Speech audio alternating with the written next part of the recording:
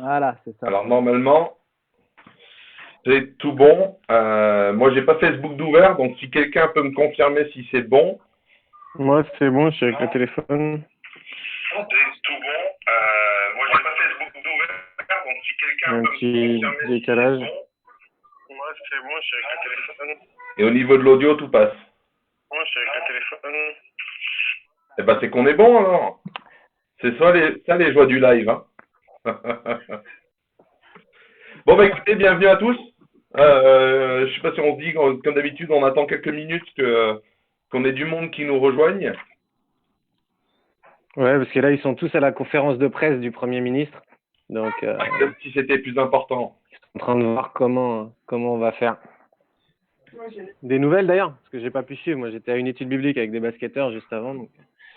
Ah ouais, bien. Qu'est-ce qui se passe? On ressort quand? C'est bon, on est là, il y a déjà des commentaires. Hein. Hello les amis, Bruno Nurb. Ah, Bruno, mon nouvel ami. Mato qui nous dit My new bro. Hello Matou, hello Bruno. Bon, moi aussi, je suis sur le téléphone, comme My ça. new Bruno. Bonjour à tous. Par contre, je vais peut-être changer mon nom quand même, parce que c'est là qu'on voit qu'on utilise les comptes pro de l'église. ce soir ça va être Voilà, chaud, bah alors ouais. du coup j'ai enlevé mon sweat. On m'a dit que ça allait être chaud the night. Il brille son t-shirt, Rémi. On dirait qu'il y a comme la gloire de l'éternel qui repose sur toi. C'est fini. The night. Salut les amis, on n'a pas fait de pub très anticipée pour cette fois-ci, désolé, on a eu une semaine de creux et on va essayer de faire en sorte que l'émission soit régulière. Voilà. Donc on a juste, je veux quand même dire, l'introduction avant l'introduction, c'est que les trolls, vous pouvez vous abstenir et les paroles édificatrices sont les bienvenues. Voilà. Mais ça sert à rien de nous traiter d'hérétiques, ça marche pas. Voilà, quand une personne est consciente de son salut, c'est interne, c'est le Saint-Esprit qui lui dit. Donc même si vous nous envoyez des flèches, ça sert à rien. Voilà, on préférait vous le dire. Ça s'appelle le témoignage intérieur du Saint-Esprit. Et sinon, ben moi je m'arrête là, mais je voulais quand même dire ça. Évidemment, on n'est pas parfait, notre théologie n'est pas parfaite, mais on réfléchit ensemble et avec vous. Merci pour ceux qui participent avec des questions utiles. Eh ben, super. Bah, merci Rémi. Bon, ben, écoutez, autant qu'on démarre, je vois qu'on est voilà, une petite trentaine de personnes, ce qui est cool. Donc voilà, le sujet, en fait, la parologia de la semaine d'il y a 15 jours, on s'était dit, c'était un super moment ensemble avec l'équipe, sauf qu'on a passé beaucoup de sujets en très peu de temps. Donc l'idée aujourd'hui, c'est de se dire, allez, on se fait un menu unique et on essaye de rentrer un peu plus dans un sujet en particulier. Et là, aujourd'hui, on s'était dit, on allait parler de l'enlèvement secret de l'Église. L'enlèvement secret, c'est quoi? C'est une présentation de la doctrine de l'enlèvement qui est devenue un peu une évidence pour beaucoup de chrétiens évangéliques dans le monde. Donc en deux mots, c'est quoi? Si on peut résumer ça comme ça, à la fin des temps, il y aura une grande tribulation. Il y aura des fléaux qui vont s'abattre sur toute la terre, mais Dieu, il va pas laisser son Église supporter cette tribulation, il n'a pas envie qu'on souffre, car il nous aime trop, et donc il va nous enlever à ce moment, avant de revenir avec elle sur terre. Donc ça veut dire que nous, on échappe un petit peu à ces moments douloureux. Donc cette lecture, elle est adossée à une théologie qu'on appelle le dispensationalisme. Donc c'est un mot, faut le dire avant l'apéro et pas après. Apparu au 19e siècle. Et donc en fait, ce que ça veut dire, c'est que voilà, avant le 19e siècle, ce que beaucoup de gens voient comme une évidence aujourd'hui, c'est parce que l'Église croyait. Et donc c'est pour ça qu'on s'est dit que c'était un sujet chaud, on a pas mal de gens qui nous posent des questions dessus. Et donc la vraie question aujourd'hui, c'est est-ce que l'Église a pu se tromper pendant 19 siècles? Est-ce que l'Église a accès à une révélation qui serait même plus grande aujourd'hui? Est-ce qu'aujourd'hui on comprend mieux et on est plus intelligent que ceux qui sont venus avant nous? Est-ce que c'est parce que les chrétiens comprennent mieux les Écritures? Est-ce qu'il y aura vraiment une tribulation finale? Les chrétiens vont-ils vraiment être enlevés de la terre avant, pendant ou même après cette grande tribulation? Donc voilà, l'idée, c'est de voir si c'est possible qu'on se réveille peut-être demain dans votre lit, si vous êtes marié bien sûr, hein, mais que vous vous réveillez dans votre lit et que votre femme ou votre mari, pouf, est disparu dans la nuit, en espérant que ce ne soit pas des pilotes d'avion et des choses comme ça qu'on voit dans certains films, et parce qu'ils auront été enlevés par le Seigneur, et que nous-mêmes, on serait obligés de rester là pour servir, pour vivre cette tribulation où on va vraiment souffrir et on va devoir repentir pour espérer éviter ce jugement final de Dieu, alors que votre conjoint, votre fils, votre parent se retrouvent paisiblement auprès de Dieu, protégés de cette tribulation. Donc voilà, on va tourner un petit peu vers Joël, là, parce qu'on en avait parlé un peu avant pour se préparer, qui, lui, travaille beaucoup avec les sportifs de haut niveau, et il parle beaucoup de cette vision, justement, de la fin des temps et tout ça. Donc, Joël, qu'est-ce que tu penses de ça comment tu vois l'enlèvement? Est-ce qu'il y a un enlèvement dans la Bible? Comment il va se dérouler? Quel est le danger? Voilà, tu as des exemples concrets à nous donner. Oui, alors merci John, tu as dit déjà beaucoup de choses. On voit qu'il y a une tendance, en fait, ce qui est à la mode, c'est vraiment d'aller vers ce côté enlèvement secret de l'Église. Et c'est beaucoup ce qui est relayé. Donc, et comme tu l'as très bien dit, ça fait que depuis 1830 à peu près que cette théorie a été développée. Et puis en France, c'est avec la Bible Scofield, la traduction, donc dans les années 75 en France. Mais par rapport à ça, il y a beaucoup de prédicateurs qui ont l'impression, dans les 10 dernières années, d'avoir des nouvelles révélations par rapport à ça et d'emmener les gens. Alors, sur ce point-là, je pense qu'il nous faut aussi beaucoup d'humilité dans tout ce qu'on va aborder. C'est une théorie possible. John MacArthur, il me semble, la soutient. Bon, je sais qu'il n'aime pas forcément trop les pentecôtistes, mais ça reste un frère en Christ. Mais je pense que pour aborder ça, il faut beaucoup d'humilité. Mais moi, ce qui me chagrine un petit peu, il y a 2 points. Quand j'écoute les versions, c'est alors la vision que tu donnais qui était caricaturale, John, quand même, d'un couple. Alors, il faudrait dire que les 2 couples sont dits chrétiens et puis un va rester, celui qui avait fait la vaisselle le soir et puis l'autre qui n'avait pas fait la vaisselle va rester et puis celui qui avait fait la vaisselle va être emporté. Donc, il y a cette distinction, en fait, comme s'il y aurait une élite chrétienne qui serait embarquée. Et ce que je vois dans ces courants-là, c'est qu'on parle rarement de la justification, de la doctrine de la justification. On est souvent sur la sanctification et comme si on pouvait se sauver par nous-mêmes et c'était nos œuvres. Donc c'est ça qui m'inquiète un petit peu, plutôt que de se faire pleinement confiance à Christ et qu'il nous anime par son esprit pour être persévérant. Bien sûr, nous savons que nous ne sommes pas parfaits. Donc voilà, ce côté un peu élitiste et on cherche à faire peur aux gens. Et puis, ce que j'ai découvert dans ma pratique d'église pour avoir cheminé dans différentes villes, c'est que certains, à un moment donné, poussaient le bouchon plus loin. Alors, c'est l'extrême, et ça dévie encore plus loin que cette doctrine, c'est qu'on va jusqu'à planifier une date de l'enlèvement. Et il y en a qui sont très forts. Quand on est responsable d'une église, on reçoit souvent des emails. Là, il y a un gars avec un nom qui finit en I, là, qui tous les 6 mois fait un nouveau pronostic et tous les 6 mois se plante merveilleusement. Nathan valide, il comprend, il doit recevoir les mêmes mails que moi. Et en fait, on rentre dans une psychose et puis il faut vous tenir prêt, il faut vous tenir prêt. Mais moi, ce que j'ai envie de dire, c'est que ce qui compte, c'est que Jésus va revenir. Et ça, c'est une réalité qui me dépasse. C'est je vais pas le dire à la Copperfield, mais à la Spielberg, ça va être une vision, ça va être un truc de fou. Et ça, on doit se préparer à ce retour de Jésus qui va être glorieux, qui va être grand. Et donc ça me dépasse. Et puis l'autre chose que je vois, mais tu l'as très bien dit, John, c'est que j'ai l'impression que ça va dans une tendance où le chrétien ne veut pas souffrir. Et on ne veut pas vivre les textes. Pour moi, Jésus, c'est tout sauf un commercial, c'est-à-dire c'est le gars, il te donne les petites clauses que les gens ils mettraient en tout petit, lui il te les dit en grand. Si tu veux me suivre, tu vas souffrir. Il n'y a pas plus cash. S'ils m'ont fait du mal, ils vont te faire du mal aussi. Donc le gars, il est clair. Donc si tu n'as pas envie de souffrir, suis pas Jésus. C'est pas le bon cheval en fait. Si on voit donc, comment moi, lui, c'est ça que je veux dire.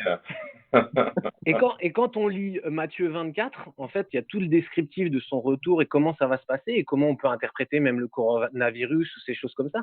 Quelque part, il dit c'est que le commencement en fait. C'est que le commencement des détresses et vous allez être persécutés. Il va y avoir des moments très difficiles. Et s'il n'y avait pas, si Jésus n'intervenait pas, même pour nous, pour ceux qui sont nés nouveaux, les élus, ça serait chaud, quoi, en fait. Et donc, il n'y a vraiment pas l'idée qu'il va nous retirer avant.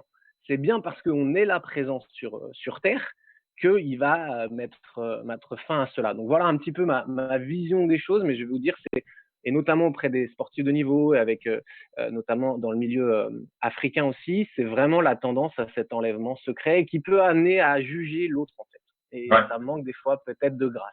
Voilà. Ouais. Bah, merci, Joël. Et je sais pas, Jean-David, Joey, qu'est-ce que vous pensez de ça? Bah, moi, je pensais à un truc déjà, quand on prend Matthieu 24 par exemple, et on rentre dans ce discours, il y a des gens qui déjà sont en train de dire ah, mais c'est nouveau ça, j'ai jamais entendu dire ça, j'ai jamais entendu dire ça. Puis nous, on est là, non, c'est vous qui avez des idées nouvelles, et nous, on est en train d'essayer de nous ramener à la Bible. Et quand on prend un passage comme Matthieu 24, c'est en train de parler en premier lieu de la destruction du temple de Jérusalem.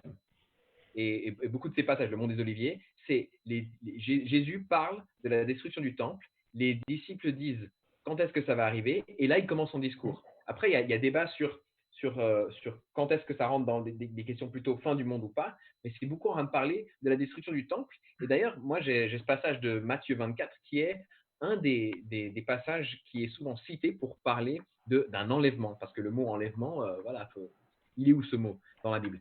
Et en fait, ça parle du fait que ce sera comme les temps de Noé. Ils ne se sont doutés de rien jusqu'à ce que le déluge vienne et les emporte tous. Il en ira de même au retour du Fils de l'homme. Alors 2 hommes seront dans un champ, l'un sera pris, l'autre laissé. 2 femmes moudront à la meule, l'une sera prise, l'autre laissée. Et en fait, si on réfléchit logiquement, l'enlèvement, c'est que les gens qui sont les bons, les gentils, et les bons chrétiens, c'est eux qui sont emportés.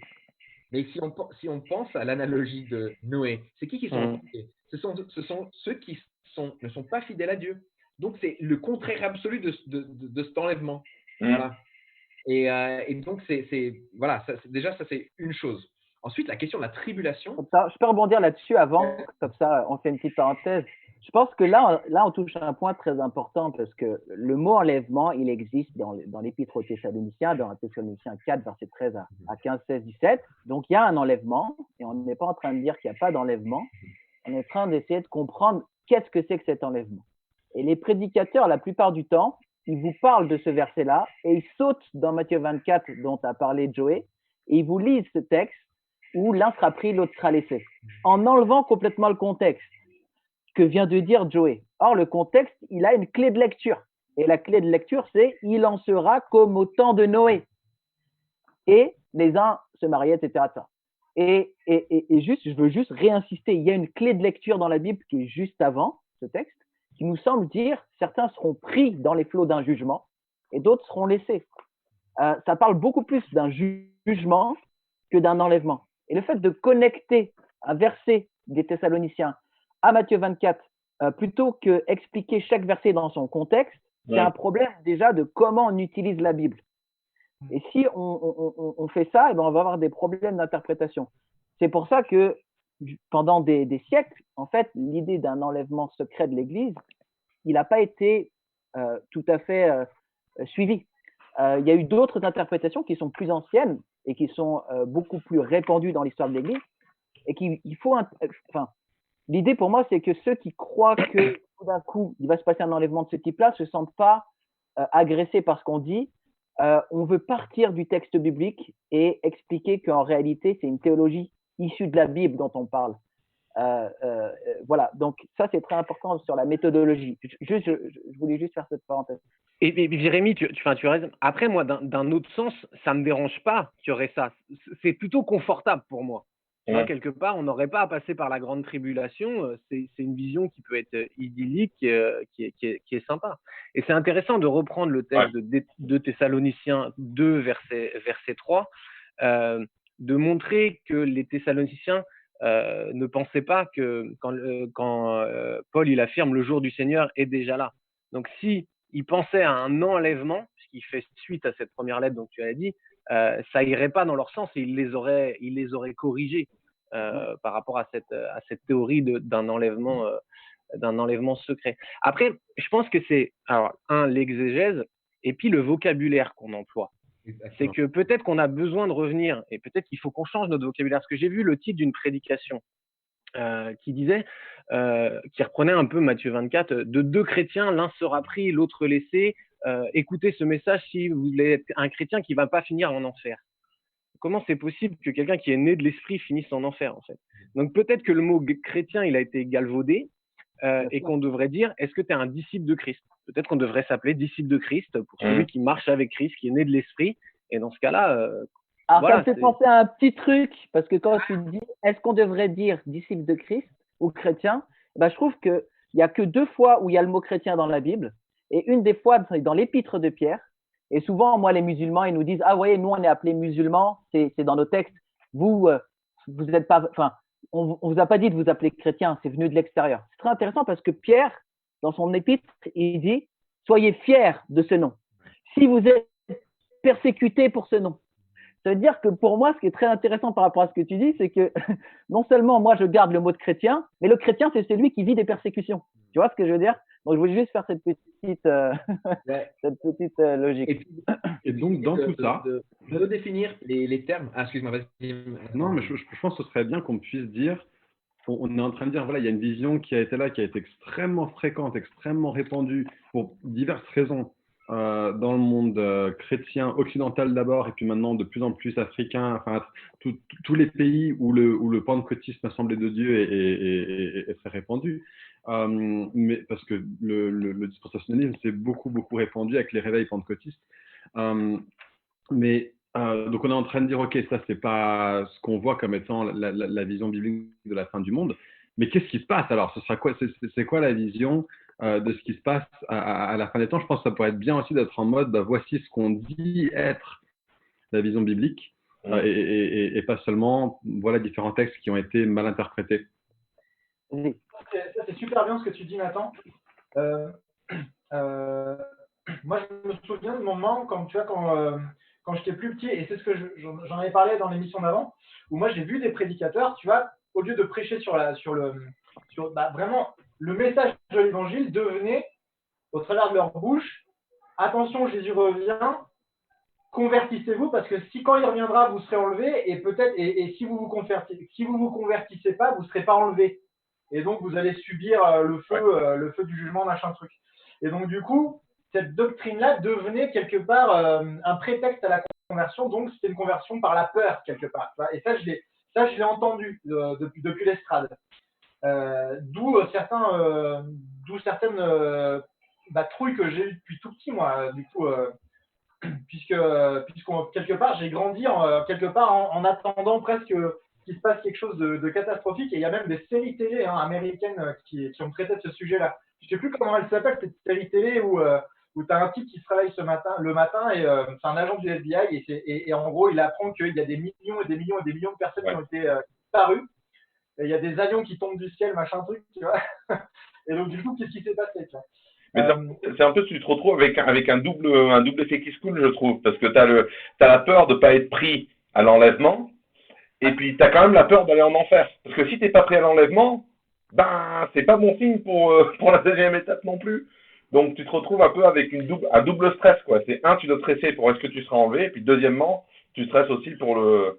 Donc en termes de confiance dans le salut, c'est top, quoi. Mais pour aller dans ton sens, Jean-David, alors c'est intéressant parce que toi, tu avais la prédication de l'évangile. Moi, j'ai entendu des prédications où on te dit ceux qui vont rester, ceux qui ne seront pas enlevés, voilà ce qui va se passer pour vous. Mais en fait, on leur annonce pas l'évangile. On leur dit même pas comment faire pour si au cas où ça arrive. Et c'est ça qui me déçoit, c'est qu'on met de la peur, on met un jugement, mais on ne te donne pas la solution. Ouais, tu as complètement raison. Et du coup, ça me fait penser à ces personnes-là, des gens du coup qui ont eu accès à ce message-là eschatologique du retour de Jésus, de l'enlèvement, machin. Et du coup, quand ils sont mis en face, par exemple, c'est ce que j'ai vu sur Transmet, c'était Guillaume Bourrin qui partageait ça, et moi j'étais assez d'accord avec lui. Il disait, ben voilà, pendant une formation de Transmet, voilà, on a exposé un peu toutes les théories eschatologiques et un peu toutes les visions eschatologiques de la fin de temps, et tu as plein de gens qui étaient choqués parce qu'en fait ils ont grandi dans une église où on leur a expliqué que ce serait l'enlèvement, et si t'es pas enlevé tu restes sur terre, et donc du coup ça va être la galère, ça va être très très dangereux, ça va être voilà. Donc eux, ils ont grandi là-dedans. Et puis alors du coup, ils assistent à une formation où on leur dit, bah alors non, il y a plusieurs visions de la fin du monde. Et il y en a 4, je crois. Et donc du coup, bah voilà ce que c'est. Et voilà ce que les différents courants chrétiens et dans l'histoire, voilà ce que les chrétiens ont cru. Et voilà donc le panel de croyances autour de l'eschatologie. Et tu avais plein de gens qui étaient, du coup, Guillaume, il disait, il y avait plein de gens qui étaient choqués d'apprendre qu'il y a plein de chrétiens qui ne pensent pas comme eux sur la fin du temps, sur la fin des temps, tu vois. Ouais. Et moi, que quand j'ai découvert d'autres visions eschatologiques, ça m'a libéré d'un poids, mais t'imagines même pas. Parce que d'un seul coup, j'ai vu le futur, non pas comme quelque chose de profondément horrible qu'on allait se prendre dans la figure, mais j'ai vu le futur comme il y a énormément d'espoir, en fait. Joey, tu voulais parler de la tribulation et expliquer des choses par rapport à ça? J'ai l'impression qu'on arrive un peu à ça, non? Bah, c'est juste la question de redéfinir les termes et de laisser définir les termes. Parce que, en fait, disait Joël avant, il y a des termes qui circulent, enlèvement, tribulation, marque de la bête, souvent justement, et ça devient presque des pris pour acquis que la marque de la bête, c'est un code barre sur la main, des choses comme ça. Alors, j'ai eu la carte bleue, attention. Ah ouais, non. Et en fait, on ne laisse pas la Bible définir ces choses. Et donc, moi, je vais aller dans la Bible et voir qu'est-ce que la Bible elle dit. Et par exemple, le premier chapitre de l'Apocalypse, qui est le chapitre qui explique qu'est-ce que c'est comme texte, nous dit, Jean nous dit au verset 9, « Moi, Jean, votre frère, qui est part avec vous à la tribulation, au royaume et à la persévérance en Jésus, j'étais dans l'île appelée Patmos, et ainsi de suite. » Et quand il dit ça, il a rien de dire deux choses. Le règne, c'est maintenant. Le règne des chrétiens, ça se passe maintenant. Mais c'est un règne qui est dans la souffrance aussi. Et quelqu'un avait dit, ouais, il nous aime trop pour nous faire souffrir. Et en fait, ben non, il nous aime comme Jésus, comme il aime Jésus. Et donc, il nous amène à régner à partir d'une croix. Et il faut qu'on puisse voir le mot tribulation, il est là, et Jean a rien de dire, la tribulation est en train de se passer en ce moment pour lui. Et en même temps, il a rien de régner en Christ, parce qu'il est, si dans les lieux célestes, avec les autres saints. Et ça, c'est vachement important. Après, on peut parler aussi de la marque de la bête, par exemple. Mais je laisse la parole à quelqu'un d'autre. Mais je veux juste rebondir sur la thématique, puisque Rémi en a parlé, peut-être Joël était plus à propos pour commenter, mais il y a Laurie qui laisse un verset en disant 1 Thessaloniciens 4,16 est très clair, et le verset 17 aussi. Alors peut-être on peut le lire. En effet, le Seigneur lui-même a un signal donné, à la voix d'un archange et au son de la trompette de Dieu, descendra du ciel, et ceux qui sont morts en Christ ressusciteront d'abord. Ensuite, nous qui serons encore en vie, nous serons tous ensemble enlevés avec eux sur des nuées à la rencontre du Seigneur dans les airs, et ainsi nous serons toujours avec le Seigneur. Encouragez-vous donc les uns et les autres par ces paroles. Est-ce que je peux faire l'exégèse de ce verset, s'il vous plaît? Ouais. Vous me laissez le faire. Amen. Je peux me le faire. Je peux me le prendre. Ce qui se passe dans ce texte, on a Jésus qui vient. On a Jésus qui descend. On a Jésus qui apparaît triomphalement. Quel est le message que Jésus a demandé aux apôtres de proclamer? Cet évangile du royaume sera proclamé dans toutes les nations et après viendra la fin. L'évangile en grec, c'est le mot euangelion. Le mot euangelion, c'est un mot technique qui était utilisé dans la diplomatie, surtout la diplomatie martiale, la diplomatie guerrière au temps du Nouveau Testament. C'était un message qui concernait un roi, soit la naissance d'un nouveau roi, soit la victoire militaire d'un roi, ou bien l'accession au trône d'un roi après le décès de son prédécesseur. Et ce qui se passait, c'est que quand une de ces choses-là arrivait, un euangelistes, un évangéliste, courait comme ça avec son petit rouleau, avec dessus marqué le texte. Le texte, c'était l'euangelion, c'était une proclamation royale. Et ce qui se passe lors de la victoire d'un roi, comme celle de Jésus lorsqu'il meurt et qu'il ressuscite pour défaire et pour vaincre Satan, ce qui se passe, c'est que Jésus est en campagne, entre guillemets, et il demande à ses apôtres, et à nouveau le mot apostolos, c'est aussi un mot qui est utilisé dans la diplomatie martiale de l'époque, qui concerne le fait que les rois mettaient en place des personnes qui avaient un rôle pour établir la culture et les valeurs d'un roi victorieux dans un contexte ou un autre. Et ça se faisait à travers la proclamation principalement de l'Evangélion. Donc on proclame Jésus est roi, Jésus est vainqueur.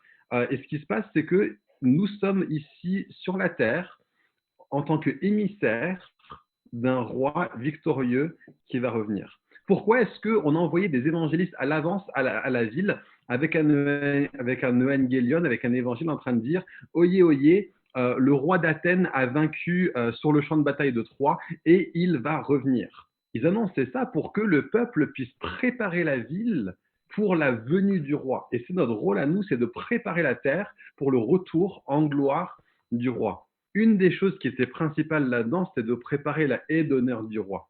C'est de préparer le cortège triomphal du roi lorsqu'il entre dans la ville. Donc, qu'est-ce qui se passait lorsque le roi revenait? Au son d'une trompette, on entend que le roi revient. Qu'est-ce qui se passe? Les gens sortent de la ville pour l'accueillir, lui faire une hola, une haie d'honneur, et pour rentrer avec lui, après lui, dans la ville pour qu'il soit le premier à rentrer en tant que victorieux, en tant que basileos, en tant que seigneur dans la ville qu'il a conquise par sa victoire. C'est ce qui est en train de se passer ici. Simplement, où est Jésus? Où se trouve Christ en campagne? Dans les cieux. Donc, comment est-ce qu'on va l'accueillir? Non pas en sortant de la ville horizontalement, mais en sortant de la ville verticalement. Jésus descend pour être avec nous. C'est marqué qu'on sera avec lui dans ce texte. C'est pas marqué que nous, on sera enlevés sur des nuages pour que Jésus, lui, aille régner pendant 1000 ans sur la terre. C'est marqué que nous serons avec lui. Donc, Jésus descend, nous montons à sa rencontre. C'est ça l'idée de l'enlèvement. Nous sommes enlevés pour être avec lui, mais ce n'est pas secret. C'est au son d'une trompette. Nous sommes enlevés pour être avec lui. Il descend et nous formons son cortège triomphal alors qu'il descend sur la terre pour établir son règne. Donc oui, ce texte est très clair, mais si on l'aborde avec une mentalité que nous allons monter aux cieux, on va le comprendre comme on est enlevé pour être aux cieux. Si on comprend que toute la dynamique de la venue de Jésus est une dynamique descendante où il revient pour établir son royaume consommé pleinement sur la terre, on comprend que nous montons pour l'accompagner dans sa descente. Bam! Voilà. Donc là, il y a Ludo. Bien joué, Nathan. Il y a Ludo qui dit, là, vous parlez du retour, pas d'un pseudo-enlèvement. Donc, il y a encore double compréhension. Donc, qu'est-ce qu'on répond à ça? Alors, C'est juste. L'idée, c'est que la vision dispensationaliste va parler d'un enlèvement à cause de ces textes. Et pour essayer d'harmoniser ces textes avec d'autres choses qu'il voit dans Daniel, d'autres choses qu'il voit dans l'Apocalypse, ce texte-là doit être harmonisé avec.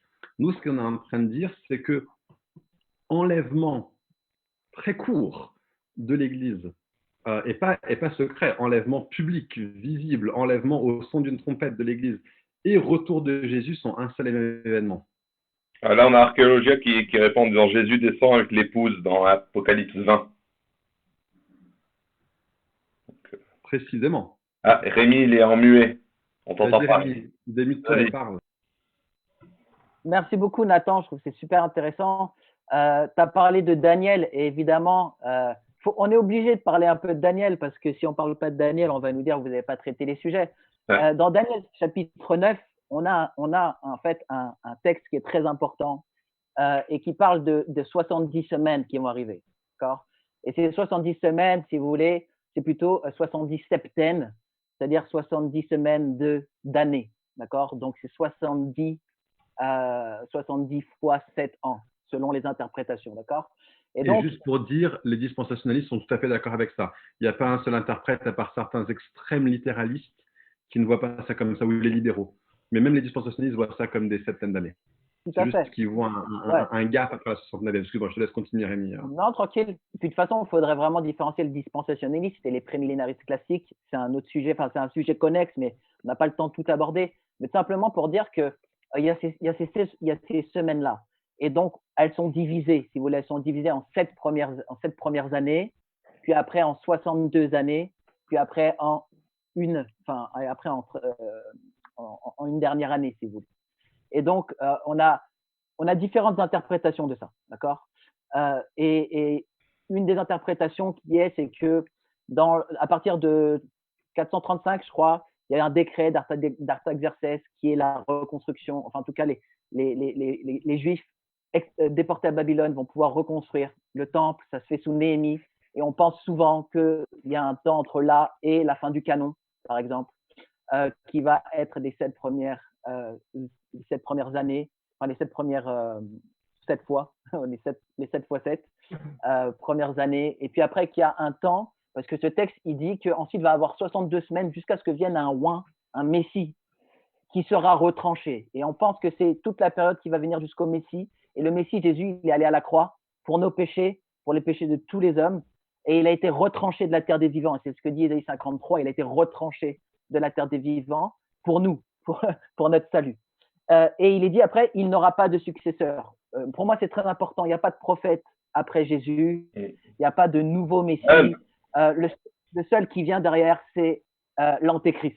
Et justement, derrière, il y a une figure. Alors, il y a un débat. Est-ce que celui qui vient derrière, c'est Jésus qui établit une alliance, ou est-ce que c'est l'Antéchrist qui va établir des alliances?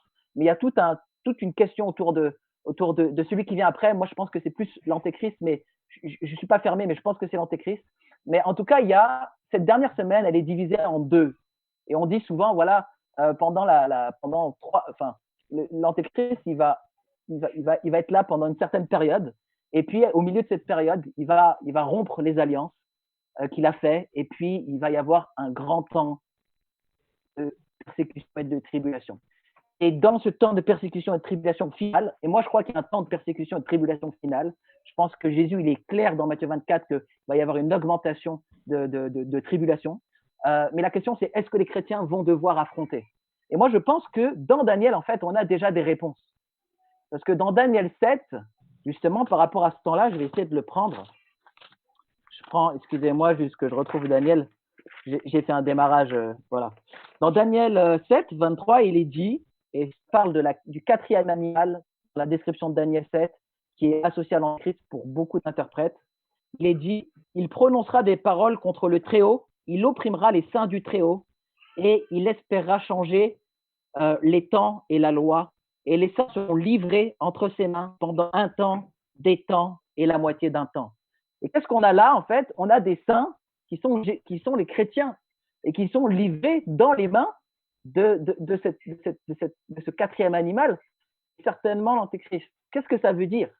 Ça veut dire que même dans Daniel, on a l'idée que, en fait, il y a des saints qui vont souffrir pendant ce moment-là. Et pour moi, ça connecte bien avec Matthieu 24 où il est dit que ça ne sera que le début des douleurs. Et on est impliqué dans tout Matthieu 24 comme on va souffrir. Jusqu'à ce que Jésus revienne, il y aura des souffrances, malheureusement. Et je trouve que, en fait, cette idée-là de la tribulation, elle est partout dans la Bible. Et comme disait Joey dans Apocalypse 1:9, il dit à mes frères qui sont dans la tribulation, le royaume et la persévérance. Donc, il y a déjà de la tribulation. Elle va grandir, elle va s'accélérer. Mais où est l'endroit où on ne va pas souffrir ça? Moi, je le vois dans Matthieu 4. Moi, je le vois dans Daniel. Et je pense qu'au contraire, c'est très intéressant ce que Jésus, il dit, c'est par de grandes tribulations que nous entrons dans le royaume. Et Jésus, c'est lui qui a vécu ça. Et il a dit qu'on ne serait pas plus grand que lui. Lui, il a vécu plein de tribulations avant sa résurrection. Et je crois que ça trace un chemin qui est notre chemin à nous, tous les chrétiens. Mais par contre, il nous dit qu'il sera avec nous tous jusqu'à la fin du monde, qui va nous donner la capacité de traverser ces épreuves. Et je pense que cette théologie-là, elle est beaucoup mieux pour affronter la vie et pas être dans un nuage irréaliste. Non, tu vas avoir des troubles, des tribulations, mais Christ est avec toi, l'Esprit Saint est avec toi et tu vas pouvoir passer ces épreuves fidèlement. Si tu t'accroches à lui, c'est plutôt lui qui s'accroche à toi. Lui est fidèle. Je peux rebondir avec une perspective à peu près prétériste. Ouais. Ah.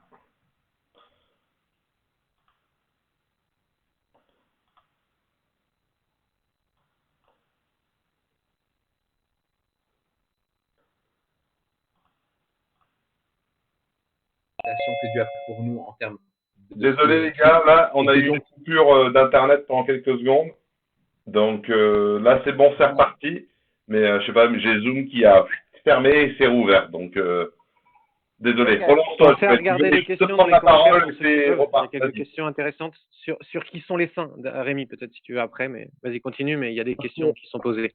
D'accord. Parce que la chose la plus cataclysmique qui arrive après la mort et la résurrection de Jésus, c'est la destruction du temple. Ce que Jésus avait prophétisé, et on peut aussi lire tous ces passages de façon prétériste, ce qui veut dire tout simplement au passé, des choses qui ont eu lieu. Il y avait des alliances entre les Juifs et les Romains, il y a eu une rupture de ces alliances, et il y a eu d'ailleurs une persécution de 3 ans et demi. Et ça, c'est vraiment important parce qu'un temps, des temps et un demi-temps, c'est 3 ans et demi. Ouais. Et donc, ce terme 3 ans et demi, c'est quoi? On peut voir ça de façon littérale. Il y a plusieurs 3 ans et demi dans la Bible, dans l'Ancien Testament aussi. Mais il y a aussi, quelque part, une symbolique de ce qui se passe entre le départ et le retour de Jésus, la période entre les avènements de Jésus. Et voilà, donc je pense qu'il faut aussi… la Bible est plus simple que ce qu'on le pense parfois. C'est juste parce que nous, on lit l'histoire à l'envers, on regarde ce qui se passe autour de nous et on regarde l'Apocalypse, on dit oh, regarde. Et en fait, il y a tellement de choses qui se sont déjà passées tellement de fois dans l'histoire humaine et les gens ont toujours dit oh, regarde, c'est dans la Bible. Et en fait, moi, je crois que beaucoup de ces textes apocalyptiques parlent en premier lieu des événements entre l'an 30 et l'an 70. Et je crois que c'est ce que la Bible, elle dit. Et ensuite, quelque part, que c'est comme une image pour ce qui va se passer plus tard. Pour traduire le c'était entre l'an 30 et l'an 70. Voilà. Ça, c'est l'interprétation prétériste. C'est bien que tu l'aies dit. OK. Est-ce qu'il y a d'autres… On n'a pas tous la même tonalité, hein, que vous le sachiez, dans Apologia. On n'est pas obligé d'être parfaitement alignés sur tout, hein, chacun les uns les autres. Ouais, en tout cas, moi, sur les, sur les 49, enfin, les 70 semaines, moi, j'y vois en fait une annonce très claire de l'évangile sous l'angle du jubilé. C'est-à-dire que il y a cette idée dans l'Ancien Testament que j'ai pas toutes les références devant moi. J'ai fait une prédication dessus. Elle est sur la page YouTube de l'église. Donc mon église, c'est Fireplace. Donc, si vous allez voir Fireplace Paris, il y a un message qui s'appelle, je crois, genre Daniel, la fin des temps, le coronavirus et le monde de dingue. Mais là-dedans, enfin, je parle un petit peu de cette idée des 70 semaines comme étant une annonce symbolique du jubilé. Et avec cette idée que le texte lui-même parle de ce qui arrivera en ce temps-là et de l'œuvre du Messie dans des termes très très proches de ce que Ésaïe annonce quand il dit voilà, l'Esprit du Seigneur est sur moi, il m'a oint, je vois Joey en train de devenir dingue là. Oui, enfin, pour moi, je vois vraiment là-dedans l'idée de dire ça va être un jubilé, mais intensifié. Parce qu'il y avait cette idée que le jubilé se passait, toutes les 7 années, il y avait un sabbat pour la terre, et au bout de 7 périodes de 7 années, il y avait une 50e année, et cette 50e année était l'année du jubilé, où les esclaves étaient rendus libres, où les dettes étaient remises, où les étrangers pouvaient rentrer chez eux. Et tout ça, c'est quelque chose que Jésus fait pour nous souverainement et à une bien plus grande échelle, en mourant pour nous et en ressuscitant. Et nous sommes les bénéficiaires du jubilé x10, en fait. Et cette idée de 7 x 7 x 10, c'est une annonce d'un jubilé qui est là, et c'est ça qui est en train d'être dit et annoncé par Daniel. Je ne le vois pas comme étant des années descriptives littérales, parce que si on prend, par exemple, l'édit de Cyrus en 539 comme étant le début, et qu'on fait 539 moins 490, on se retrouve dans une année où il ne s'est rien passé, quoi. Il y aurait d'autres interprétations possibles de quelle est l'année de début de ces 49 semaines, mais peu importe, il n'y en a pas une seule qui nous apporte à quelque chose de vraiment profondément. Alors que quand on voit le langage du texte, la référence que Jésus s'applique à lui-même par rapport à Ésaïe et son ministère comme étant un jubilé intensifié, moi je vois clairement ça dans ce texte, en fait. Excellent. Je peux rebondir sur une petite affirmation là de Ludo. Salut Ludo, j'espère que tu vas bien. Tu dis faire une distinction sur antéchrist avant Christ et antichrist. Il me semble qu'il y a une texte qui parle d'antéchrist. En fait, on voit souvent ça sur Facebook, ce genre de demande. Mais en fait, c'est lié au grec. Anté, c'est anti dans le grec, si tu veux. Il y a pas avant Christ et contre Christ, mais il y a un seul et même terme qui a après été traduit antéchrist ou antichrist selon le littéralisme qu'on a utilisé à partir du grec. Mais voilà, juste pour voilà, qu'il n'y ait pas de confusion. Voilà, on peut dire antichrist ou antéchrist. Tout ça, c'est celui qui est contre le Christ. En tout cas, c'est la pensée biblique. C'est pas celui qui vient avant le Christ. Ah, c'est cool. Merci Rémi. Tiens, Rémi, pendant que tu parles, est-ce que tu pourrais nous faire un petit tour des arguments majeurs que proposent les pré-tribulationnistes? Moi, c'est toujours le dire doucement, sinon j'y arrive pas. Et en fait, on va dire les arguments majeurs, mais aussi les principaux trucs qui clochent. Ok, en fait, là, déjà, on va essayer d'expliquer ce que c'est un peu ça. Donc, Voilà. très tribulationniste. Nous, on croit qu'il va y avoir, moi je crois, je sais pas vous les gars, moi je crois qu'il y a une tribulation, une grande tribulation. Il est écrit dans l'Apocalypse qu'il y a une grande tribulation. Alors, qu'est-ce que ça veut dire? Comment l'interpréter? Ça, c'est une autre question. Mais je pense qu'il y a une grande tribulation. Mais la question, c'est l'enlèvement, il vient quand? Il vient avant la tribulation, qu'on appelle les pré-tribulationnistes. Au milieu de la tribulation, ce qu'on appelle les mi-tribulationnistes. Et après, ceux qui pensent qu'il y a un enlèvement qui vient après la tribulation. Et nous, on est dans cette pensée que, oui, l'enlèvement, comme l'a expliqué Nathan, vient plutôt après la tribulation. On voit le retour de Christ et à la fin, il y a quelque chose qui est de l'ordre de l'enlèvement qui vient. Mais ce qui est très en vogue en ce moment, c'est de dire, non, en fait, la tribulation, elle va arriver, mais avant cette tribulation, en fait, on va être enlevé auprès de Christ pour pas vivre cette tribulation. Je vais essayer de retrouver 2-3 arguments que j'avais notés récemment que ceux qui défendent ça donnent. Le premier argument, c'est, vous savez, l'évangile, c'est appelé une bienheureuse espérance pour les chrétiens. Et donc, l'idée, c'est que si l'évangile est une bienheureuse espérance, alors ils ne pourront pas avoir une tribulation. C'est très simple comme argument. Si c'est une bienheureuse espérance, alors on va pas souffrir. Mais vraiment, vous pensez alors quoi? Que les apôtres qui sont tous morts persécutés, ils n'avaient pas la bienheureuse espérance? Cet argument, juste en soi, il a aucun sens, parce que c'est en espérance que vous êtes sauvés. Ça veut dire que, on attend la rédemption de notre corps et on attend la glorification de notre corps et la fin des temps et le rétablissement de toutes choses, mais ça ne veut pas dire qu'on ne va pas vivre des tribulations. C'est vraiment inverse de tout message de Christ. Au contraire, il dit, ceux qui me suivent, ils seront persécutés comme moi j'ai été persécuté. Donc je pense que c'est un argument qui ne tient pas et qui est un petit peu un argument de confort. Voilà, on veut être des chrétiens dans des coussins. On veut être des chrétiens protégés. Bon, ça c'est un argument que je trouvais assez intéressant. Si je devais vous faire la liste de toutes les fois où il est dit qu'on va vivre des tribulations, on ferait que ça là pendant 1 heure. C'est-à-dire il y a trop de versets qui parlent de ce qu'on doit vivre. Et on serait plus en train d'avertir les non-croyants, attention, devenir chrétien, c'est hyper dangereux en fait.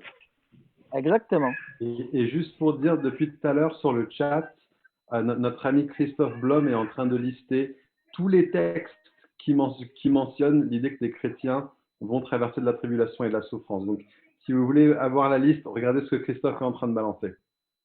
Et ce qui est puissant, c'est ce qu'il a mis. Il y a un texte que je retiens, c'est faites-moi confiance, je vous donne ma paix, que vos cœurs ne se troublent point. Enfin voilà, aussi Dieu s'investit pleinement dans le processus, quoi.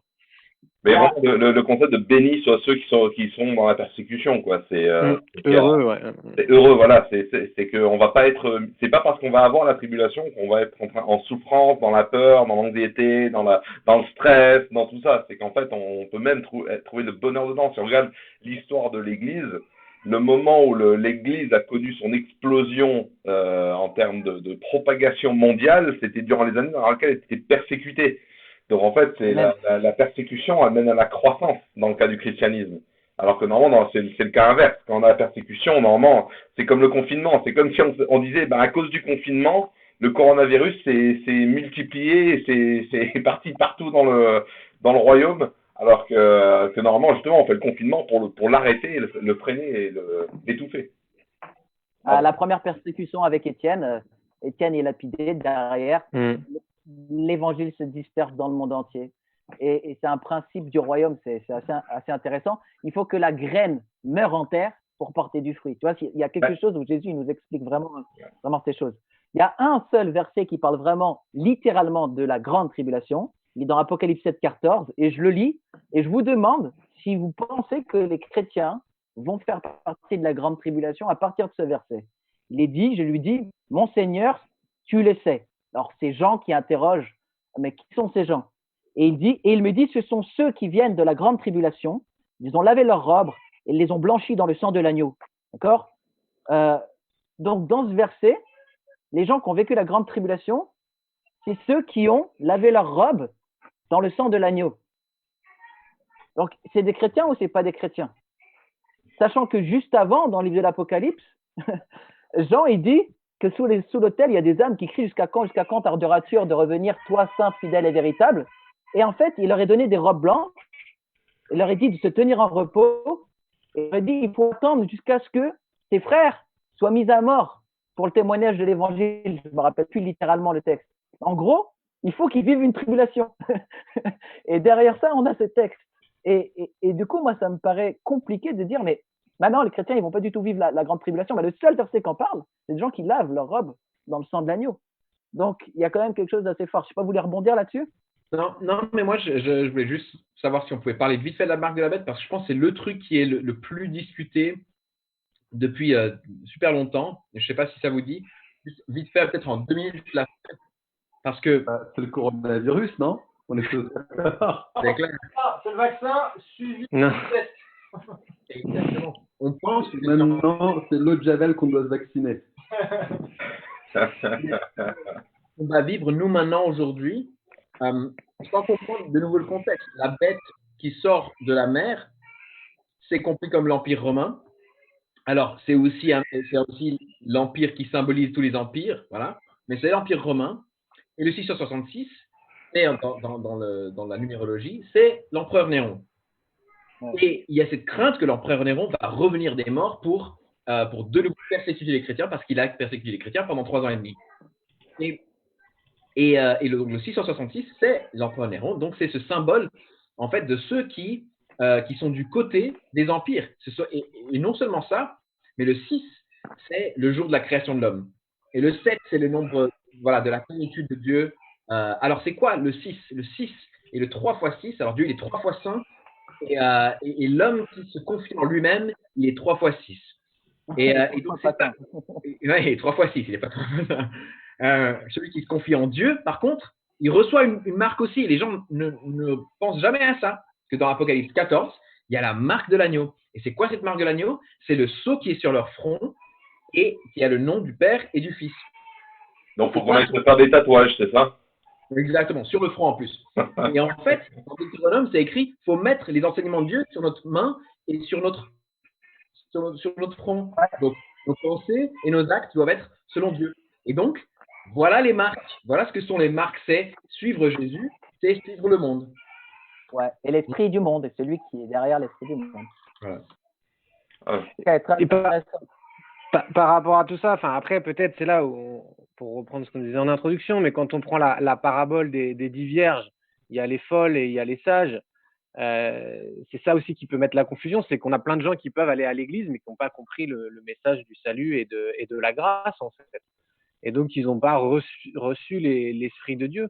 Donc peut-être que là il y a besoin aussi de reclarifier ça. Je sais que Nathan, tu avais fait une très belle vidéo, je crois pour le Top C, où tu avais très, très clair sur qui est Jésus et le salut. Peut-être c'est l'occasion, peut-être en 2 minutes chrono. Ouais, allez, let's go. Dire un mot. Bah, sinon, vas-y, Joël. Hein. Nathan, il a pas ton son, Nathan. Allez, Rétablir mon son. Non, je disais juste, je peux balancer la vidéo dans les commentaires. Mais à nouveau, en fait, celle-là, c'était pas pour le top chrétien, c'était une vidéo qu'on avait fait en interne avec Fireplace, parce qu'on va la mettre sur notre site web à côté d'un onglet Qui est Jésus. Mais la vidéo s'appelle Qui est Jésus, vous la trouvez sur YouTube. Je pense que je porte exactement cette chemise et exactement ce soutien. Cette barbe. Donc voilà, c'est la même barbe, ce sont les mêmes poils, je vous promets, garantie originaux. Non, je pourrais mettre le lien dans les commentaires Facebook. Ouais. Et il y a Christophe Blum là, qui dit la personne désignée par le 666 doit forcément être un contemporain de Jean. Sinon, Jean n'aurait pas dit à ses lecteurs qu'il pouvait calculer son nom à l'aide du cryptogramme 666. Donc ça, je sens, Joey, il aime bien les calculs mathématiques sur les trucs comme ça. Vas-y, Joey. Non, Non, mais il recontextualise. Il a raison. Enfin, je veux dire, c'est pas parce qu'il y a un développement pour l'avenir dans ces textes, selon, je pense à peu près intuitivement tous les chrétiens pensent ça, que ça parle pas en fait de cette époque. C'est aussi l'Apocalypse, c'est une lettre adressée à 7 églises que Jean connaissait. Ouais. Il faut jamais oublier ça. L'Apocalypse, c'est 3 genres littéraires en même temps, une lettre, une prophétie, une apocalypse. Mais en tant que lettre, il y a une personne qui écrit à des destinataires et elle doit leur parler pour eux dans leur temps, obligatoirement. Et ça, faut pas l'oublier. Et d'ailleurs, sur les 1000 ans, sur le millénium, sur tout un tas de choses, si on ne comprend pas les genres littéraires de l'Apocalypse, si on ne comprend pas ce que c'est une lettre et qu'une lettre a des destinataires, si on ne comprend pas ce que c'est une apocalypse qui va utiliser un réseau de symboles qu'il faut interpréter, je veux dire, Jean, il le dit dans le chapitre 1, il dit que les églises, c'est des chandeliers et que les étoiles, c'est des anges. Donc, il nous dit dès le début, interprétez symboliquement aussi ce que je vous dis. Il ne dit pas, soyez littéralistes surtout. Et si on ne comprend pas que c'est une prophétie et que donc, une prophétie, c'est fait pour encourager les chrétiens. Une prophétie, c'est pas fait pour les décourager. Une prophétie, c'est fait pour les préparer. Mais c'est certainement pas pour les jeter dans la peur. Et si on n'a pas tout ça en tête, on va mal interpréter les textes. Et le truc que moi je voulais parler de ça, c'est parce que en fait c'est le truc que tu entends tout le temps dans les forums chrétiens. Ouais. Attention au vaccin, attention à la puce, attention à ci, attention à ça. Puis là, ouais, s'ils voulaient nous faire ces choses-là dans notre sommeil, ils pourraient le faire. Je sais pas Ouais. moi. C'est ce truc où c'est cette obsession par rapport, je sens encore une fois, à la crainte et pas à l'espérance incroyable qu'on a en Christ et le souffle du Saint-Esprit qui nous protège en fait, qui nous protège de ces choses. Et en fait, il faut utiliser nos pensées remplies de Dieu pour faire des bons choix dans notre vie. Et c'est pas une question de attention, il va y avoir une marque qui va tout à coup te couper, te retrancher de Christ parce que Christ t'a acheté par son sang et il va te blanchir dans son sang. Donc tout le calcul mathématique qu'on arrive à faire du coronavirus en prenant les bonnes lettres dans le bon ordre, on arrive à faire 666, ça compte pas? Ah zut, bon. Alors, on a Emmanuel qui nous pose une question. Que signifie selon nous le texte d'Apocalypse 20, verset 6, que nous allons régner avec Christ pendant 1000 ans alors que Satan sera en prison? Nathan, il a une super explication. Allez, vas-y Nathan. Ok, je veux bien aussi vos compléments, les amis. Hein. Sur moi. Rémi, il est chaud. Je sentais Nos que Rémi compliments ou était nos compléments?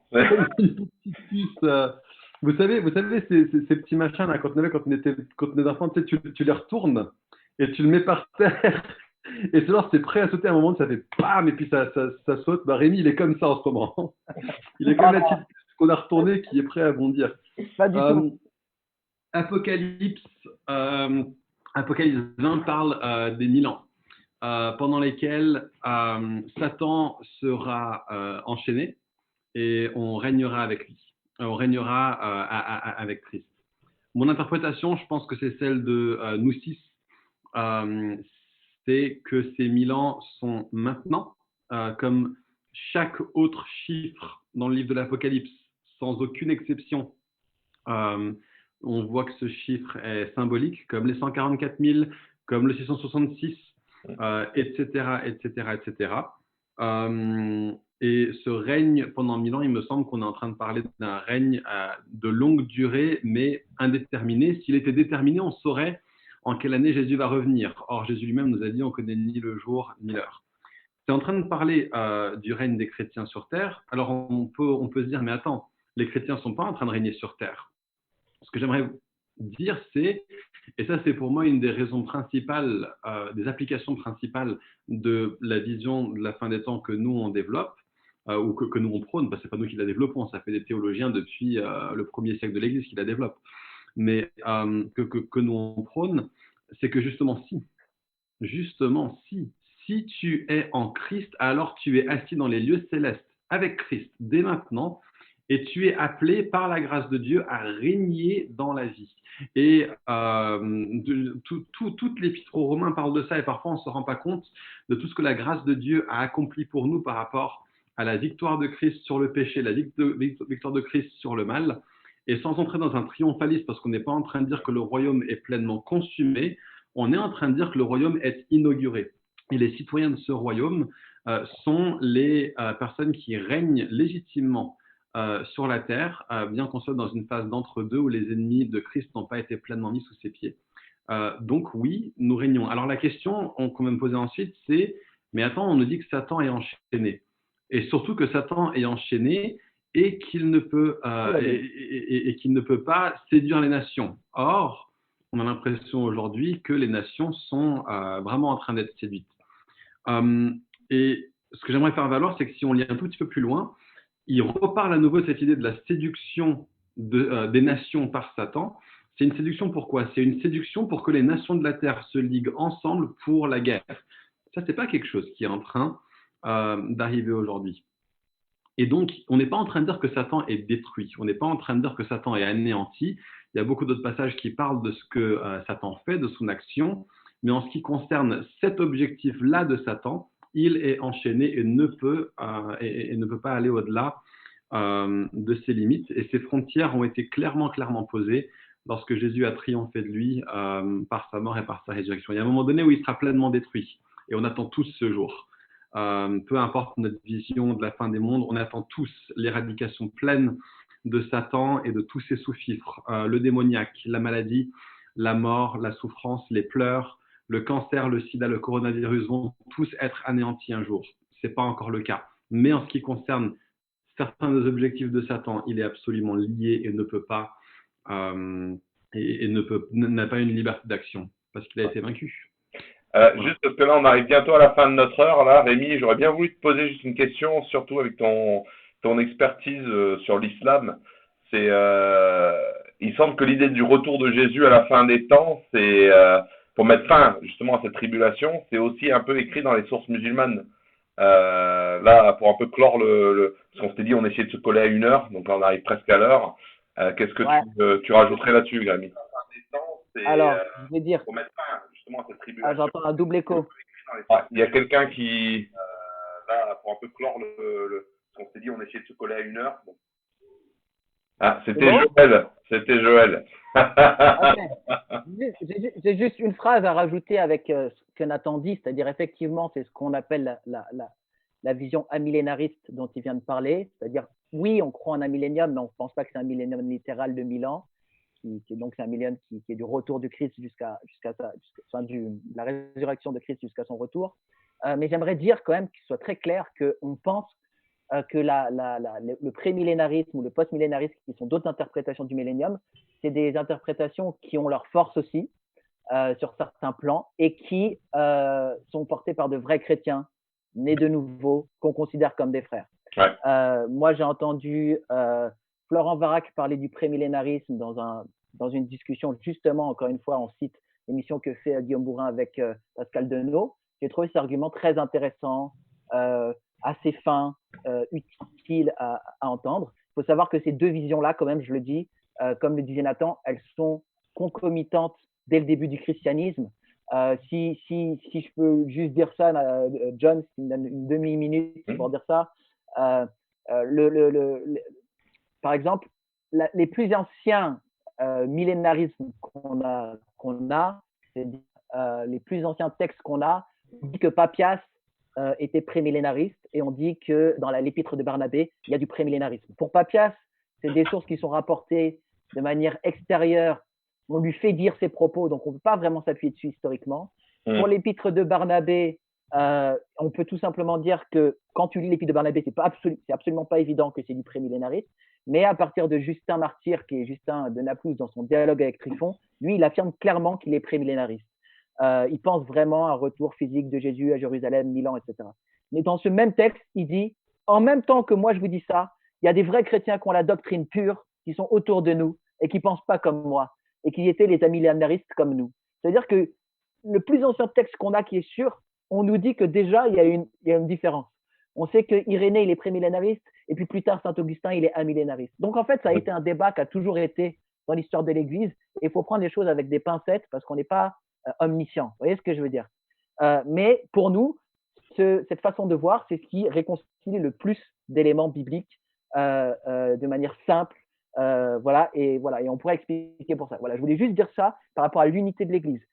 Quand on critique des éléments du dispensationalisme spécifique, on n'est pas en train de critiquer tout le prémillénarisme, pas du tout. Voilà. Okay. JD veut parler. Go, JD.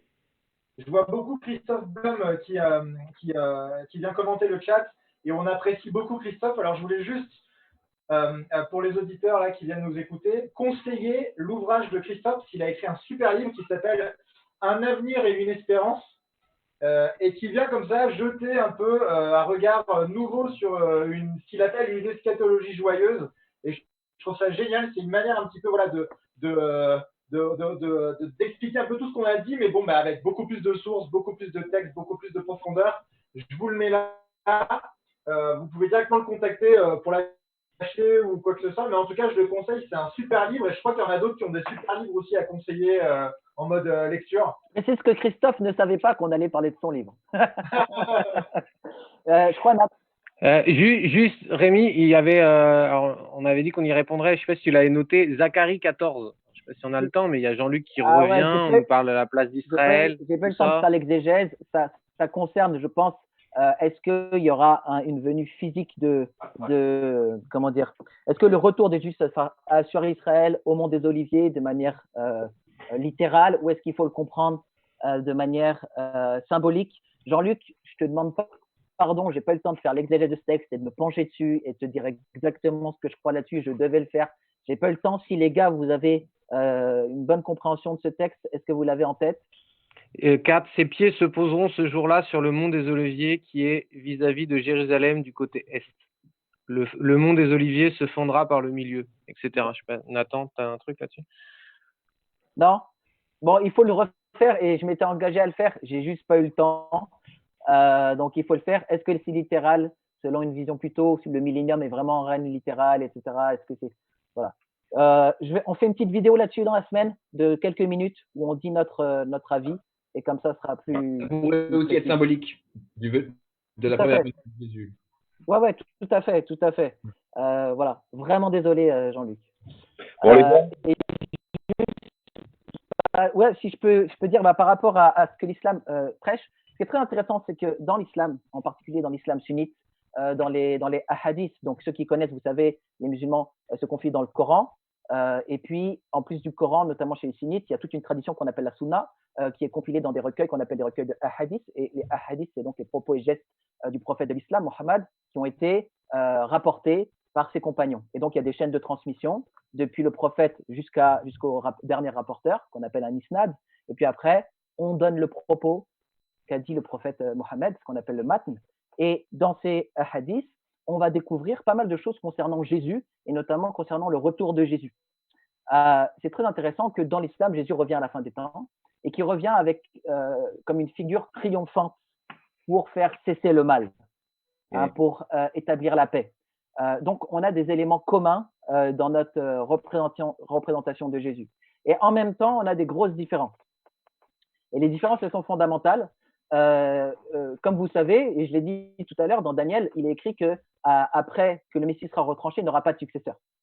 D'accord? Alors que et dans Hébreux chapitre 1, il est écrit que dans ces temps, autrefois, Dieu nous a parlé autrefois par les prophètes, mais dans les temps qui sont les derniers, il nous a parlé par son Fils. Et nous pensons que les derniers temps sont marqués par le temps du Fils et que le temps des prophètes, il est passé. On a des prophètes de Christ qui sont les porte-paroles de Christ, mais le temps des prophètes qui annonçaient le Messie, il est passé et il n'y a pas d'autres prophètes après qui vient. Vous voyez ce que je veux dire? Et donc, ce qui est très intéressant, c'est, oui, Jésus, il revient dans la tradition musulmane, il revient comme un héros, mais il revient comme un héros musulman. Et une des choses qu'il va faire notamment, c'est qu'il va briser la croix. Et il va renier, si vous voulez, nous les chrétiens, qui se confions en la croix. Parce que dans cette interprétation, la croix, si vous voulez, un prophète ne peut pas mourir de manière humiliante, comme la mort de Jésus à la croix. Et les Juifs croyaient ça aussi. Les Juifs disaient que tout celui qui est pendu au bois est maudit. Et donc, les Juifs ont cru, lorsqu'ils ont vu Jésus pendu au bois, que c'était simplement une personne maudite parce qu'il avait blasphémé. Et Paul, lorsqu'il parle de l'évangile, il dit nous prêchons ce qui est un scandale pour les Juifs et une folie pour les Grecs. Pourquoi? Parce qu'il prêche la croix. Et il dit que c'est par la croix qu'on va qu'on va accéder au salut. Et donc, le Issa ibn Maryam, le Jésus, fils de Marie de l'islam, il revient à la fin des temps. C'est une figure eschatologique, mais il n'a plus le même évangile. Il n'a plus la même prédication. Nous, on a déjà fait 1000 fois la démonstration, notamment dans des débats que j'ai fait, par exemple avec le collectif Al-Hanifiya ou avec le Ahmadiyya que vous pouvez voir, qu'on a animé avec Joël. Vous pouvez aller voir, par exemple. Sur Apologia, j'ai fait une vidéo où je débat avec un théologien pakistanais et je fais la démonstration très nette et très claire que Jésus, partout, il dit « je vais aller à la croix ». Que les apôtres disent « ça y est, il est à la croix ». Qu'ils décrivent quand il est à la croix. Qu'une fois qu'il est à la croix, il dit bah, « j'étais à la croix, mais je suis ressuscité ». C'est trop clair. C'est trop, trop clair. Et donc, les musulmans arrivent avec une belle image, quelque part, de ce Jésus, mais c'est une image qui n'a pas le même évangile. Et on sait que dans, par exemple, Galates 1.8, il est dit que si un ange du ciel ou un apôtre ou un homme apportait un autre évangile, bah, qu'il soit maudit. Enfin, je veux dire, c'est assez violent comme parole. Et Paul dit que si on vous apporte un autre Jésus, malheureusement, vous le supportez très bien. Et donc, même si on a une eschatologie qui se ressemble, un retour de Jésus qui se ressemble, c'est pas la même chose. Et c'est très intéressant que dans la Sunna, dans le Sahih Muslim et Bukhari, donc dans les livres dont je vous ai parlé, Jésus, quand il revient, il va avec le souffle de sa bouche, chez les musulmans, détruire l'antéchrist. Avec le souffle de sa bouche, il va détruire l'antéchrist. Et bien ça, c'est hyper intéressant parce que c'est exactement ce que dit la Bible. La Bible dit que par le souffle de sa bouche, il détruira l'antéchrist. C'est dans 2 Thessaloniciens 2.8. Donc, si vous voulez, je vous lis juste un passage de la Sunna et un passage de la Bible et après j'arrête là. Ça va? Nickel. Hein? Qu'est-ce qu'il est long? Je suis long? Ben ouais, je suis long, c'est vrai, mais bon. T'es un passionné, qu'est-ce que tu veux? Tu mets une pièce, continue. Ah bon? Il va falloir regarder les replays pour tout digérer. Ok, bon, je vous lis simplement. Donc là, on est dans, c'est rapporté par Muslim. Donc Muslim, c'est voilà, ces recueils-là de hadith, c'est le recueil le deuxième plus authentique dans l'islam sunnite. On lit alors Allah enverra le Messie, fils de Mariam. Il descendra près du minaret blanc à l'est de Damas. Donc évidemment, pour nous, on pense qu'il y aura des faux Christ qui vont venir à la fin des temps, Matthieu 24. Et si on vous dit il est dans le désert ou il est dans cette chambre, n'y allez pas. Donc nous, on vous dit n'y allez pas. Voilà. Mais bon, ça, c'est au passage.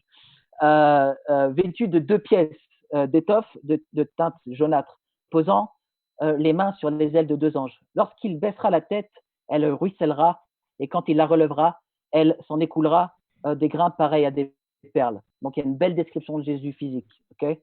Il incombera à tout mécréant qui sentira son haleine de mourir. Donc tous les mécréants vont mourir à l'haleine de Jésus. D'accord?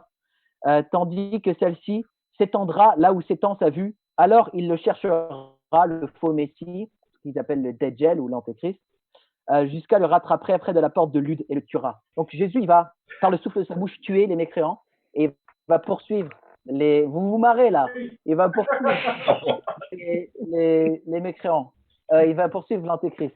Et je vous prends 2 Thessaloniciens 2.8 et après je me tais à tout jamais. Non, tu reviens au prochain live. C'est vrai, je reviens au prochain live. En plus, le prochain live, ça va être sur la substitution pénale, les mecs. Il fait du 10 heures là. 2 Thessaloniciens 2.8 qui nous dit, et j'arrête, est-ce que je me trompe de texte, les gars? Le souffle de sa bouche. Vous l'avez? Ah, c'est normal, je suis dans 1 Thessaloniciens. Hop. Non, mais on a le temps, vas-y, Ami. Hein. Ouais, je sais qu'on a le temps, t'inquiète. L'apéro n'est pas encore débuté, hein, c'est à 18h. Hein. Bon. 2 Thessaloniciens 2.8, et j'arrête après. Et alors paraîtra l'impie, donc c'est ce qui est souvent interprété comme l'antéchrist, que le Seigneur Jésus détruira par le souffle de sa bouche et qu'il écrasera par l'éclat de son avènement. Je ne sais pas si vous vous rendez compte de notre Seigneur. Par le souffle de sa bouche et par l'éclat de son avènement, juste c'est terminé pour le règne universel de l'Antéchrist. Et ça, c'est le Jésus dans lequel on croit. Ce n'est pas un simple homme, les amis. Ce n'est pas un simple prophète. C'est le Seigneur. Amen. Amen. Bon, désolé, on déconne un peu dernière minute, nous. Je pense que ce qui serait top, c'est que si vous avez, les gars, là, sous la main, un livre ou vous voulez en recommander un, dites-le tout de suite, comme ça on peut recommander à ceux qui nous suivent Voilà, il y en a quelques-uns qui, par hasard, ils étaient prêts. Moi, c'est classique. Je connais pas ton livre, Joël. C'est un bon Joël. Becherel. Ouais, alors, Sam Storms, Kingdom Come, moi j'ai que des bouquins en anglais malheureusement. Ce livre-là est très très très bien sur toutes les questions de Millennium, etc. etc. Win the World or Escape the Earth, c'est un bouquin qui est vachement bien aussi. C'est un peu plus terre à terre, hein. Celui de Sam Storms, il est fait comme ça. Celui de Ian Russell et Tony Weistal est comme ça. Les deux sont vraiment bien. Et après, d'autres choses sur l'éternité. Surpris par l'espérance de Tom Wright est monstrueusement bien, mais je ne l'ai pas sous la main. Un classique en français, le labyrinthe du Millénium d'Alfred Kuhn, qui est comme fait tout ce que faisait Alfred Kuhn. Il prend tout et il synthétise en toutes petites lettres. Mais en tout cas, c'est assez complet. Le livre de Christophe. Represent. C'est 2 fois, je suspecte qu'il ait des royalties. Ouais, je pense que JD, il a des royalties, là. On va. Joël, vas-y, Joël. Un classique, pour une fois réfléchi, d'Alain Nisus qui expose les 4 grandes positions qu'on vient de dire. Donc, pour avoir beaucoup d'humilité sur le sujet et se dire que la discussion reste ouverte. Génial. Super. Encore désolé pour toutes les questions auxquelles on n'a pas répondu. On n'a peut-être pas été aussi proche des questions cette fois-ci que la dernière fois. Vivre en chrétien aujourd'hui, super bien aussi. Pareil, la même collection que Joël. C'est super livre aussi. C'est la suite du livre de Joël. Il est super bien aussi, je comprends. Écoutez, ouais, donc on est désolé, on ne peut pas répondre à toutes les questions durant le live parce qu'au final, en plus, il y a un petit décalage de 20-30 secondes. Donc, des fois, on a déjà passé un sujet avant qu'on voit la question. Là, on va se préparer pour faire encore un apérologia dans peut-être la semaine prochaine ou la semaine suivante. Enfin, tout dépend de nos agendas. Si vous avez des idées, des questions, normalement, j'avais essayé de programmer le Facebook pour qu'à la fin de la vidéo, ça vous demande un petit questionnaire, une petite question voilà, s'il y a des sujets chauds sur lesquels vous voudriez parler. Bon, là, on était quand même dans un bon débat théologique sur la fin des temps, sur je cherche le nom anglais. Nathan, tu peux m'aider là? C'est la série télé qui avait eu sur l'enlèvement. Ah, Left Behind. Left Behind, voilà, c'est ça, Left Behind. Sur la théologie du Left Behind. Et ça, c'est pas la fesse gauche. Bon, bah écoutez les gars, c'était super. J'espère que ceux qui nous ont regardé, ceux qui vont nous regarder, parce qu'on laissera la vidéo sur notre page Apologia, vous trouverez ça sympa. Voilà, il y a une petite Corona. Ah oui, il y avait une question assez importante. C'était Nathan, est-ce que c'était de la IPA que tu buvais tout à l'heure? Oui, tout à fait. Bien. Elle fait largement plaisir d'ailleurs celle-là. Bon bah allez, les frérots, à très bientôt. Allez, bisous à tout le monde. Bisous. Merci à vous. Salut. Ciao.